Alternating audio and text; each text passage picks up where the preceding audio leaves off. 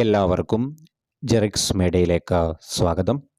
സംസ്ഥാനത്ത് മഞ്ഞ പിങ്ക് മുൻഗണനാ റേഷൻ കാർഡുകളുടെ മസ്റ്ററിംഗ് തുടരാൻ ഭക്ഷ്യവകുപ്പ് തീരുമാനം. ഗുണഭോക്താക്കളെ തിരിച്ചറിയുന്നതിൻ്റെ ഭാഗമായി മുഴുവൻ മുൻഗണനാ കാർഡംഗങ്ങളും ബയോമസ്റ്ററിംഗ് നടത്തണമെന്ന കേന്ദ്ര സർക്കാർ നിർദ്ദേശപ്രകാരമാണ് നടപടികൾ. മുൻഗണനാ കാർഡ് ഗുണഭോക്താക്കളുടെ എണ്ണം കുറയുന്നത് സംസ്ഥാനത്തിനുള്ള റേഷൻ വിഹിതം കുറയാൻ ഇടയാക്കും. ഇന്നത്തോടെ അവസാനിപ്പിക്കാൻ മസ്റ്ററിംഗ് തീരുമാനിച്ചെങ്കിലും 34 ലക്ഷം പേർ ഇനിയും മസ്റ്ററിങ്ങിന് വിധേയരാകാർ ഉള്ളതിനാലാണ് തീയതി നീട്ടുന്നത്.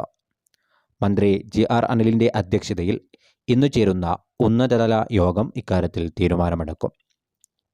വിരലടയാളത്തിലൂടെ ബയോമെട്രിക് വിവരങ്ങൾ പതിയാത്തവരുടെ കൃഷ്ണമണി സ്കാൻ ചെയ്യുന്നതാണ്.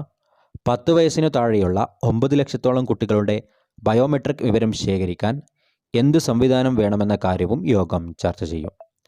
ഭക്ഷ്യ സെക്രട്ടറി, ഭക്ഷ്യ പൊതുവിതരണ കമ്മീഷണർ, റേഷനിംഗ് കൺട്രോളർ തുടങ്ങിയവരും യോഗത്തിൽ പങ്കെടുക്കും. ഇപോസ് യന്ത്ര തകരാർ കാരണം കഴിഞ്ഞ മാർച്ചിൽ നിർത്തിവെച്ച മസ്റ്ററിംഗ് 18നാണ് പുനർ ആരംഭിച്ചത്. രോഗികളുടെ വിവരം റേഷനിംഗ് ഓഫീസർമാർ ശേഖരിക്കും.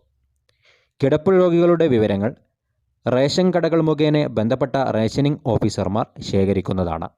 ഇതിൻ്റെ അടിസ്ഥാനത്തിൽ വീടുകളിലെത്തി മസ്റ്ററിംഗ് നടത്തും. ചില റേഷൻ കടയുടമകൾ രോഗികളുടെ വീട്ടിലെത്തി മസ്റ്ററിംഗ് നടത്തിയിരുന്നു. മസ്റ്ററിംഗ് അസാധുവായവർ പേരുകൾ തിരുത്തണം. ആധാറിലെയും റേഷൻ കാർഡിലെയും പേരുകളിലെ പൊരുത്തക്കേടുകൾ മൂലം മസ്റ്ററിംഗ് അസാധുവായവർ കാർഡിൽ പേര് തിരുത്തേണ്ടി വരും. 1 ലക്ഷത്തിലേറെ പേരുടെ മസ്റ്ററിംഗ് ഇതുമൂലം താലൂക്ക് സപ്ലൈ ഓഫീസർമാർ അംഗീകരിക്കാത്തതിനാൽ അസാധുവായിരുന്നു.